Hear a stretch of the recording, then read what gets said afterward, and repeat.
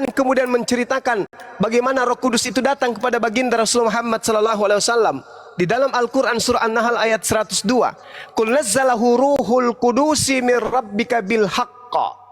Roh Kudus menurunkan Al-Quran dari Tuhanmu dengan kebenaran untuk meneguhkan hati orang yang beriman dan menjadi petunjuk serta kabar gembira bagi orang-orang yang berserah diri kepada Allah. Jadi yang dimaksud kemudian minta kepada Bapa agar ia memberikan seorang penolong lain.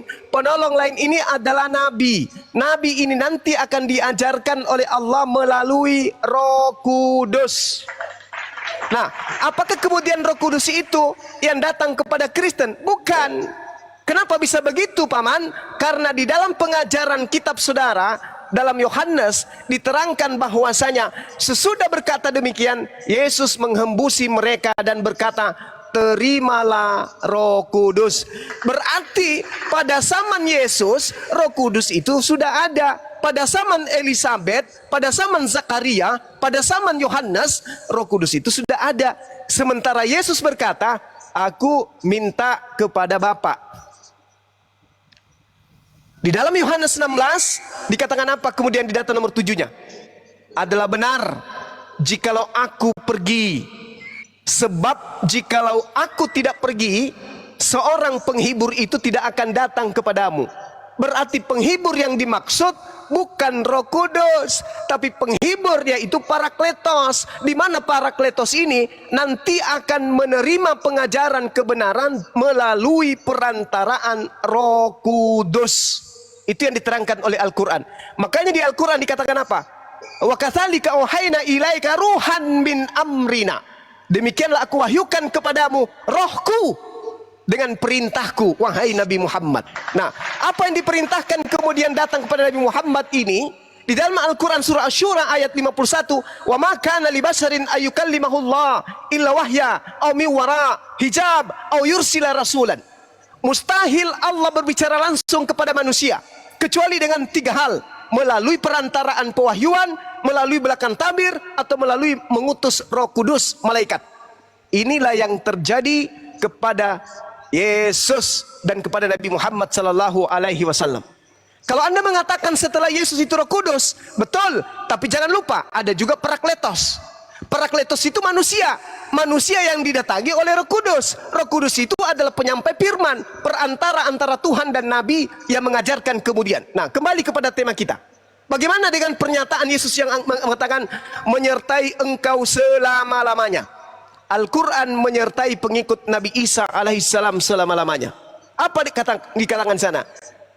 Ya ayyuhalladzina amanu kunu ansarallah kama qala Isa bin Maryam lil hawariyin man ansari ilallah qala hawariyun nahnu ansarullah fa amanat ta'ifatum min bani Israel wa kafarat ta'ifa fa ayyadna alladina amanu ala aduwwihim fa asbahu zahirin. Ini yang menemani pengikut Nabi Isa selama-lamanya. Apa itu?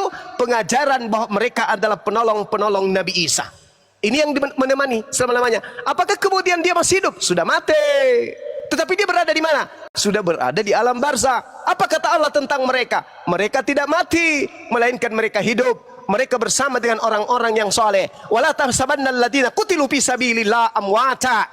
Hari ini ketika kemudian mereka pengikut Nabi Isa ada di alam barzakh, bisa mendengar, bisa melihat, maka dia akan bangga kepada umat Islam. Kenapa? Karena ajaran yang diajarkan oleh Nabi Isa yang terpatrit kepada mereka masih menemani mereka sampai hari ini. Apa itu? Mereka adalah penolong-penolong ajaran Allah yang datang kepada Nabi Isa alaihissalam. Mereka adalah orang-orang beriman. Mereka adalah orang yang menegakkan hukum yang didatangkan Nabi Isa kepada mereka. Mereka masih ditemani selama-lamanya oleh ajaran Roh Kudus yang diasaskan kepada baginda Rasulullah Muhammad sallallahu alaihi wasallam. Itu yang pertama. Yang kedua, yaitu roh kebenaran. Saudara, kalau Anda berbicara mengenai roh kebenaran ini Anda boleh lihat di dalam kitabnya orang Yahudi, bagaimana kemudian orang Yahudi ini menerima pengajaran bahwa yang dimaksud roh kebenaran itu adalah seorang nabi. Dia bukan roh saja, bukan hanya makhluk halus, tetapi dia adalah manusia. Lihat di dalam kitab yang saya jelaskan, di dalam bilangan atau ulangan, di situ jelas dikatakan bahwasanya Nabi Muhammad itu disebut nabi karena pada diri Nabi Muhammad itu ada roh. Roh yang dimaksud di sini adalah bagaimana kemudian mengajarkan Rasulullah atau nabi tersebut selayaknya Nabi Musa alaihissalam diajarkan bagaimana mengenal Tuhan dan menyembah Tuhan. Itu terekam di dalam pengajaran kitabnya orang Yahudi. Yang disebut roh kebenaran adalah nabi yang mengajarkan kebenaran. Anda baca di dalam kitab saudara, kitab yang Anda ambil dari orang Yahudi. Di situ dijelaskan bahwasanya roh kebenaran itu adalah nabi. Ya, bukan kemudian roh saja. Nah, sedangkan yang datang kepada Paulus ini adalah seorang nabi. Dia adalah sosok makhluk. Bilangan 11:25 menerangkan, lalu turunlah Tuhan dalam awan dan berbicara kepada Musa. Kemudian diambilnya sebagian dari roh yang hinggap pada Nabi Musa. Lalu roh itu ditaruh kepada ke-70 tua-tua. Ketika roh yang datang dari Musa itu diberikan kepada ke-70 tua-tua, kepenuhanlah mereka ke-70 tua-tua ini seperti seorang nabi. Jadi roh kebenaran itu adalah nabi yang membawa kebenaran. Makanya dikatakan dalam Yohanes 4, 1 Yohanes 4 nomor 1, waspadalah, ujilah setiap roh-roh yang datang kepadamu. Sebab nabi-nabi palsu. Nah, berarti ketika berbicara mengenai roh, berarti berbicara mengenai nabi. Roh kebenaran adalah nabi utusan Tuhan. Roh jahat adalah nabi palsu. Berarti ketika berbicara mengenai roh, berarti itu berbicara mengenai nabi. Satu lagi, di dalam Nehemia 9 nomor 30. Namun bertahun-tahun lamanya engkau melanjutkan sabarmu terhadap mereka dengan rohmu. Dengan rohmu engkau memperingatkan mereka, yaitu dengan perantaraan para nabimu. Jadi nabi ini disebut roh. Yang disebut roh kebenaran adalah nabi yang membawa kebenaran. Nehemia 9 nomor 30. Jadi roh kebenaran, dunia tidak dapat menerima dia. Nabi Muhammad sallallahu alaihi wasallam memang tidak diterima. Sebab dunia tidak melihat dia dan tidak mengenal dia. Tidak dikenali. Kemudian Nabi Muhammad muncul nanti di abad ke-7. Oke? Aku tidak akan meninggalkan kamu sebagai yatim piatu. Aku akan datang kembali kepadamu. Ini di alam barzah. Kemudian yang di dunia, datangnya Yesus kembali, yaitu datangnya ajarannya kembali melalui Roh Kudus yang datang kepada baginda Rasulullah Muhammad sallallahu alaihi wasallam. Makanya dia katakan bahwa ketika ia datang, dia akan memuliakan aku, dia akan mengingatkan kepadamu perkataan-perkataan yang pernah kukatakan kepadamu. Itu pengakuan Yesus. Makanya ketika kemudian Nabi Muhammad datang, Nabi Muhammad mengajarkan kembali ajaran Nabi Isa yang pernah Nabi Isa sampaikan ke tengah-tengah Bani Israel. Tidak mengajarkan Isa itu Alfa Omega, Isa itu adalah Allah yang datang dalam rupa manusia. Tidak mengajarkan Isa itu adalah yang awal dan akhir. Tidak. Karena itu tidak pernah diucapkan oleh Nabi Isa dan tidak pernah diucapkan oleh Yesus. Jadi Al-Quran yang didatangkan oleh Roh Kudus mengingatkan kembali ucapan-ucapan Yesus yang pernah Yesus sampaikan di tengah-tengah Bani Israel. Jadi Parakletos yang datang setelah Yesus adalah baginda Rasulullah Muhammad sallallahu alaihi wasallam, bukan makhluk halus yang mengajarkan kalian menyembah kepada anak Maria. Demikian. Masya Allah, Allahu Akbar. Bang Jumal. Jadi Bang Jumal mengatakan itu roh kebenaran, dia akan mengajarkan. Ya benar, memang roh kebenaran itu atau Roh Kudus ini yang akan mengajarkan kembali yang telah dia terima daripada Yesus dan yang didengarkan dan daripada Bapa. Di dalam Yohanes 16, 13, 14 itu kan begini ya. 13, tetapi apabila ia datang, yaitu roh kebenaran, ia akan memimpin kamu ke dalam seluruh kebenaran. sebab ia tidak akan berkata-kata dari dirinya sendiri, tapi segala sesuatu yang didengarnya itulah yang akan dikatakannya, dan ia akan memberitakan kepadamu hal-hal yang akan datang. Di sini Roh Kudus bisa didengarnya, dia bisa mendengar. Itulah istilah kata seorang. Jadi dia punya perasaan berpribadi. Nah, menunjuk kepada Roh Kudus. Lalu ayat 14, ia akan memuliakan aku. Jadi Roh Kudus ini akan memuliakan Yesus. Maksudnya Roh Kudus yang diberikan Bapa kepada setiap orang yang percaya, dia akan menuntun orang itu sebagaimana Yesus hidup itu, dia akan hidup.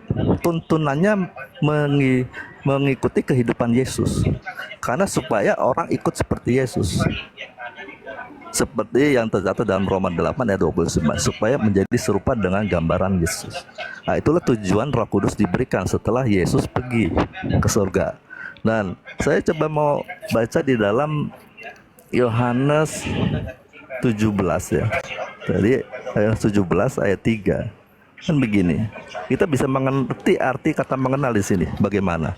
Inilah hidup yang kekal itu, yaitu bahwa mereka mengenal Engkau satu-satunya Allah yang benar, dan mengenal Yesus Kristus yang telah Engkau utus. Apa arti mengenal itu? Kepada Bapa dan mengenal kepada Yesus, supaya memperoleh hidup yang kekal. Penjelasannya ada di dalam sini. 1 Yohanes 4 ayat 7 dan 8.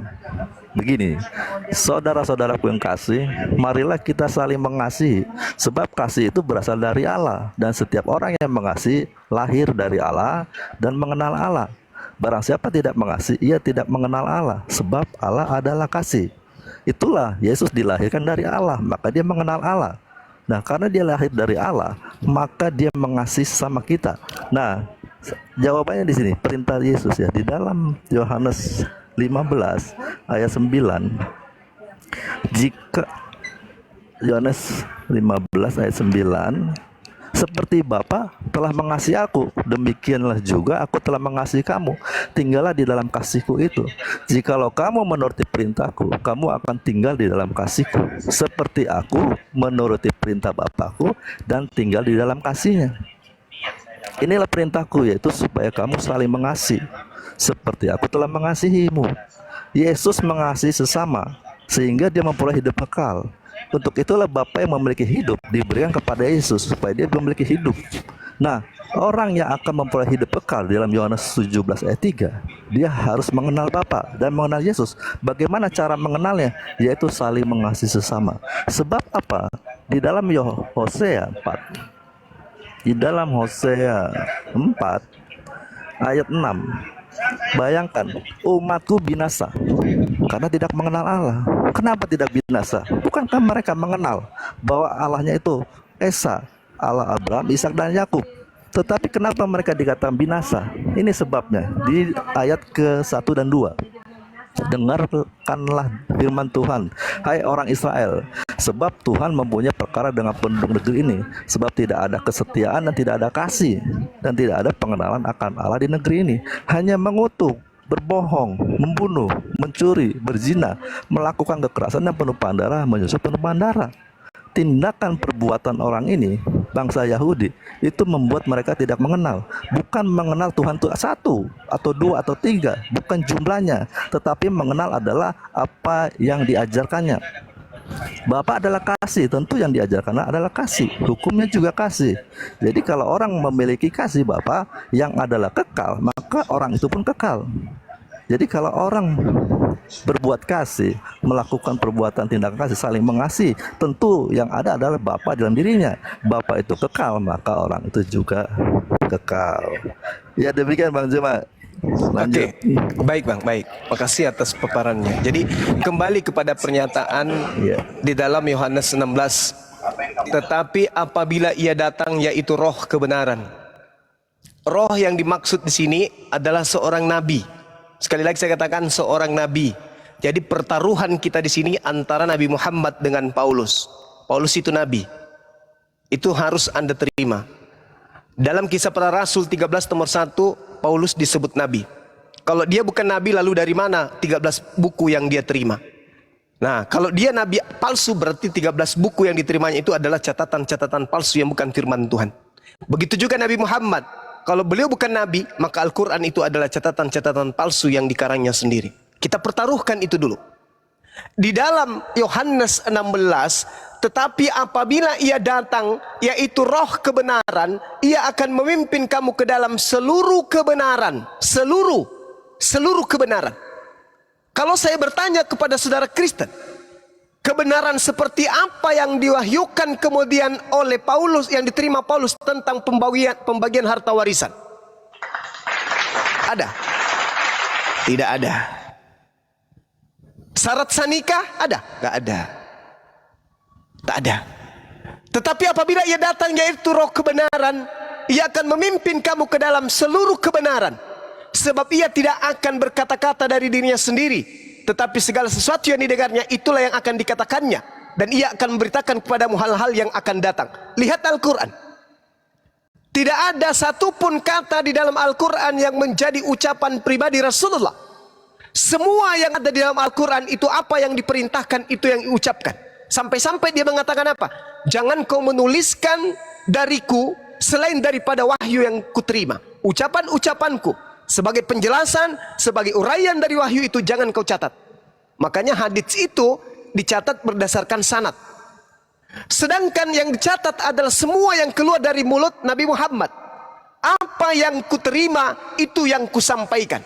Dia tidak akan berkata-kata dari dirinya sendiri. Apa yang didengarnya itulah yang dikatakan. Al-Quran 100% hal yang didengarkan oleh Rasulullah dari Roh Kudus.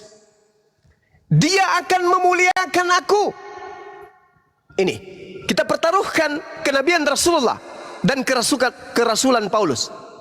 Dia akan memuliakan aku. Ada studi kasus kecil tapi sangat berbahaya untuk Kristen.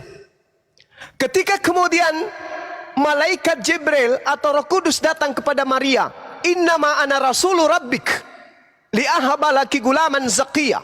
Aku Roh Kudus yang diutus oleh Tuhanmu untuk menyampaikan anugerah kepadamu, seorang anak laki-laki yang suci. Ini memuliakan. Sangat-sangat memuliakan. Nabi Isa dimuliakan. Ketika roh kebenaran itu datang, dia akan memuliakan aku. Ini buktinya. Nah, studi kasusnya adalah ketika kemudian sosok yang datang ke tengah-tengah Bani Israel, lahir di tengah-tengah mereka, lahir tanpa ayah, dituduh ibunya sebagai pesina dan dituduh dirinya sebagai anak haram. Siapa yang muncul memuliakan dia setelah dihina, dinistakan? Kristen? Mustahile. Islam? Yes. Sekarang pembelaan Nabi Muhammad kepada Nabi Isa alaihissalam ketika datang kepadanya kemudian fitnahan kepada Maryam ibunya dan Isa anaknya. Qalat sa'anna yakunu li gulaman walam yamsasni bashar walam aku bagia. Kata Maryam, bagaimana mungkin aku mempunyai seorang anak laki-laki padahal tidak ada seorang laki-laki menyentuhku dan aku bukan seorang pesina. Di Bible, di Matius 1 dikatakan di situ Maria justru bertunangan dengan seorang laki-laki bernama Yusuf dan nyaris saja diceraikan. Ini menodai kesucian karena ada tunangan. Sedangkan dalam Al-Quran itu tidak diceritakan. Nah, ketika kemudian orang-orang Yahudi menuduh ibunya sebagai pesina, Nabi Isa kemudian melakukan pembelaan terhadap ibunya. Apa kata Nabi Isa? Inni Abdullah atani al-kitab wa ja'alani nabiyan. Hei kalian nuduh ibuku, yang memfitnahku, yang mengusir ibuku. Aku ini adalah hamba Allah, hamba dari Tuhan Abraham, Ishak dan Yakub. Atani al-kitab, aku diberikan oleh Tuhanku sebuah ketetapan, wa ja'alani nabiyan, dan aku adalah seorang nabi yang diutus untuk kalian. Seorang bayi melakukan pembelaan terhadap kesucian ibunya. Ini adalah bukti Isa dimuliakan, Yesus dimuliakan. Apalagi setelah itu Nabi Isa ketika teraniaya, terzalimi, Nabi Isa diajarkan kemudian Nabi Muhammad bahwa beliau diangkat ke langit tanpa diludahi, tanpa ditelanjangin, tanpa ditonjok, tanpa ditampar, tanpa digantung, tanpa ditombak, tanpa dibunuh. memuliakan aku. Ketika ia datang, yaitu roh kebenaran, yaitu Nabi yang membawa kebenaran, dia akan mengabarkan kepadamu hal-hal yang memuliakan aku. Sedangkan kalau yang ada di dalam Kristen, Nabi Paulus terkutuk, dia mati dengan jalan terkutuk, dia digantung di atas pohon, dia ditampar, dia ditonjok, dia diludahin, dia ditelanjangin. Itu dimuliakan? Itu dimuliakan? Tidak dimuliakan, dihinakan dan dinistakan. Sedangkan nubuatannya sangat jelas. Anda sendiri yang membacakan, Anda sendiri yang membawa data itu.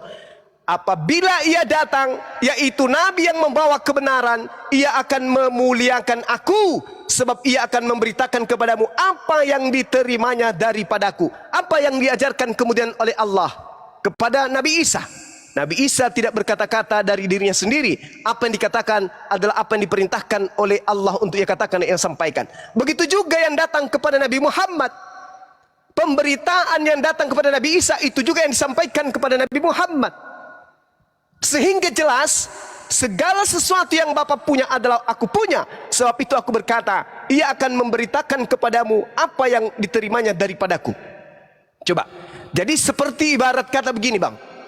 Ada gubernur minta kepada presiden agar presiden mengutus seorang dokter untuk dikirim ke kabupaten.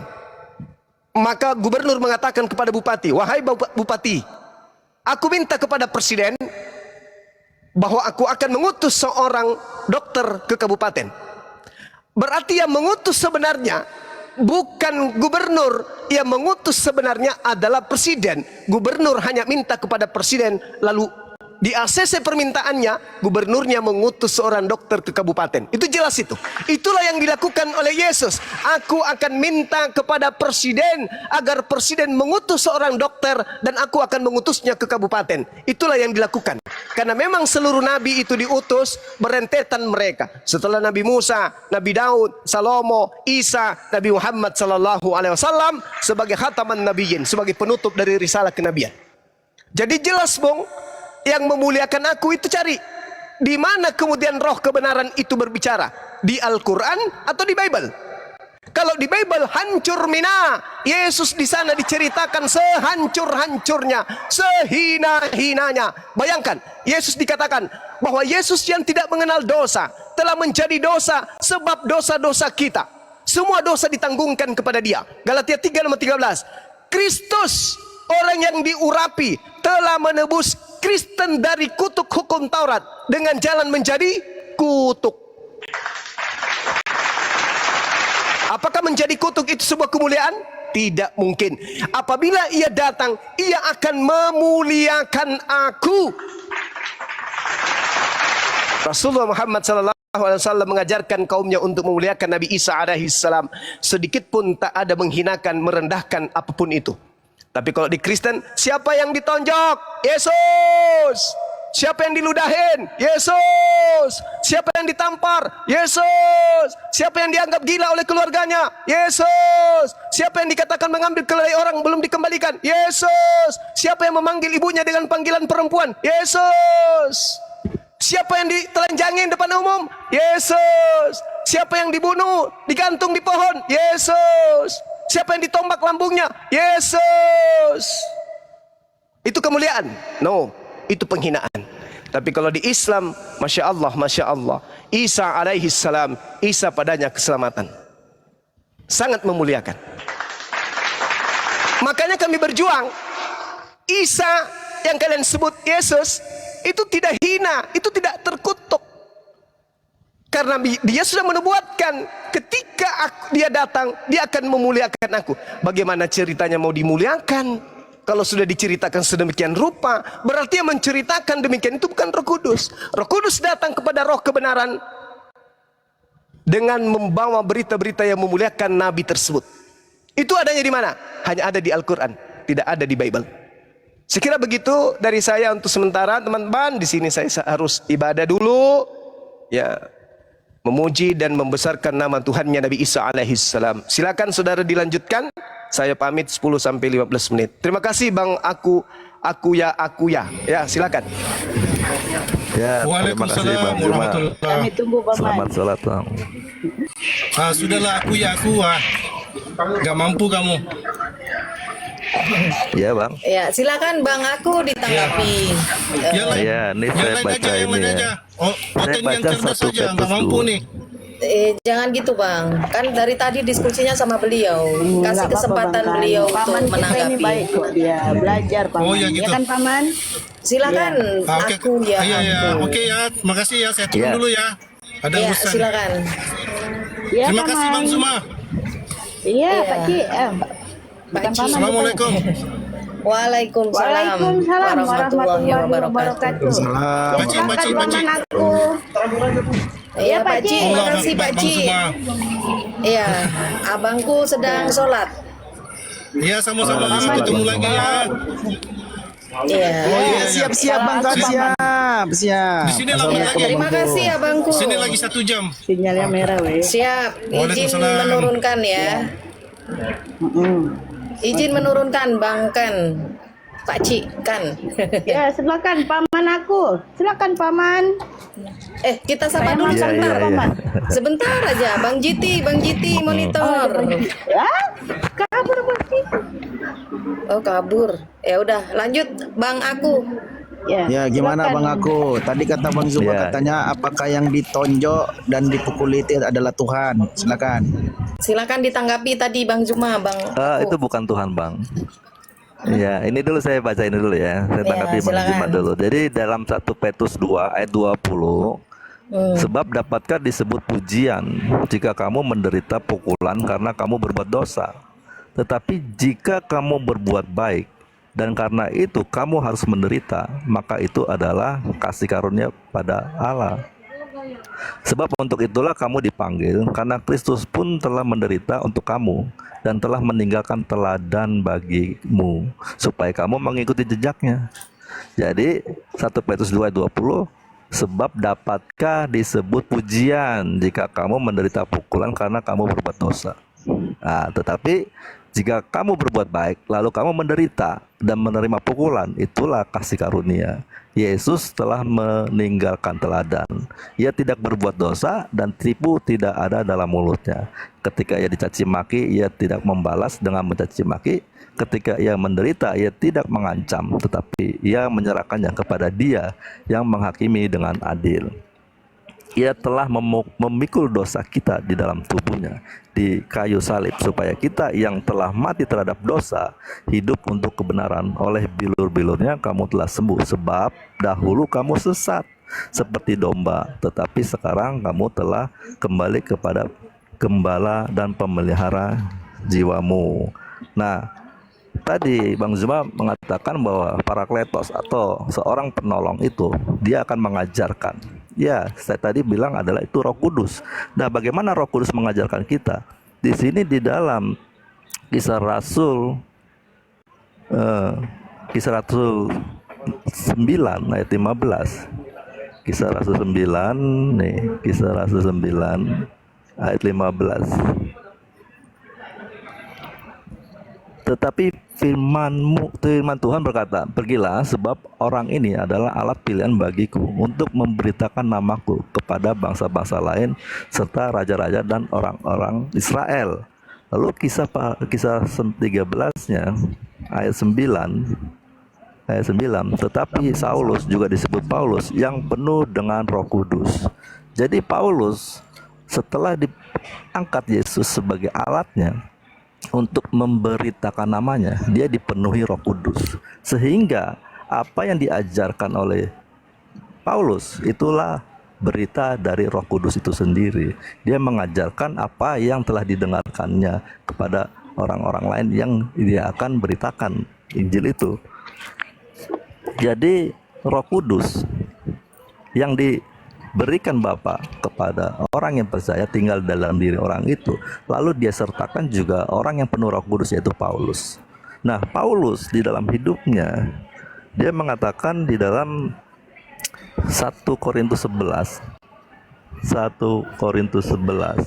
ayat 1, jadilah pengikutku sama seperti aku juga menjadi pengikut Kristus.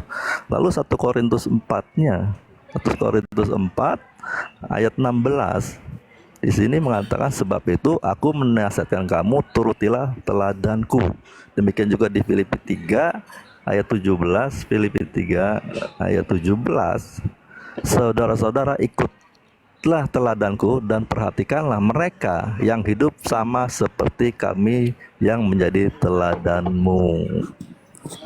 Jadi jelas ya bahwa Roh Kudus itu adalah roh yang menuntun orang di dalam seluruh kebenaran. Kebenarannya itu mengarah kepada kehidupan yang menyelamatkan, yaitu hidup seperti Yesus hidup.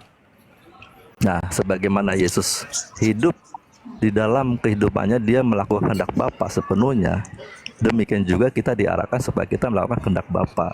Di dalam Matius 7 ayat 21, bukan orang yang panggil aku Tuhan yang masuk surga, tapi yang melakukan kehendak Bapakku. Yesus mengarahkan murid-muridnya dan orang yang percaya untuk melakukan kehendak Bapa.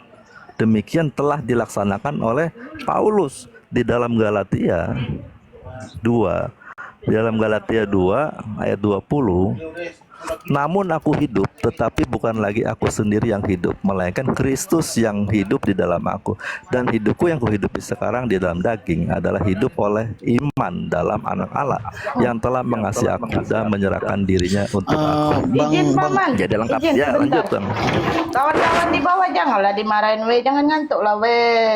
Aku bela nih paman aku di. Ya silakan paman, aku mau tidur dulu. Gini, Bang aku gini Bang. Abang tadi kan mengakui bahwasanya yang ditonjok, yang dipukuli itu bukan Tuhan, ya kan, betul nggak? Betul, betul, betul Bang. Berarti kan Abang sebagai Kristen ini tidak memberi gelar Yesus Tuhan kan?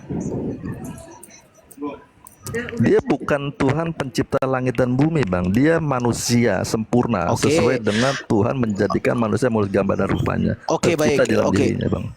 Ya, jadi gini, kalau Abang katakan bahwa saya Yesus bukan Tuhan, berarti kan Abang menuhankan yang lain daripada Yesus. Yesus Gimana itu? nggak bisa disembah, tidak bisa dituhankan, nggak bisa Bang. Oke, menurut Karena dia tidak dapat gini, berbuat menurut apa-apa Bang dari aku dirinya ini sendiri. Yesus ini siapa? Yesus ini manusia sempurna, Bukan Tuhan. anak Allah. Bukan, namanya bukan. anak. Dia hormat dan taat penuh kepada Bapaknya Bang. Maka dia Berarti mengatakan, aku enggak, tidak berbuat sekarang gini. apa-apa dari Enggak, sendiri. bentar. Jujur-jujuran kita. Sekarang gini, Yesus itu bertuhan atau dia Tuhan? Yesus punya Bapa, bertuhan. Iya, berarti Yesus Kan dia bertuhan. sudah bilang Matius 11 ayat 25. Iya, berarti Yesus bertuhan kan? Benar. Oke. Jadi kalau ada Kristen yang menuhankan Yesus itu benar atau salah? Iya salah dong. Oke, salah. Oke, teman-teman ya. Bang aku ini Kristen atau bukan nih? Kristen Bang.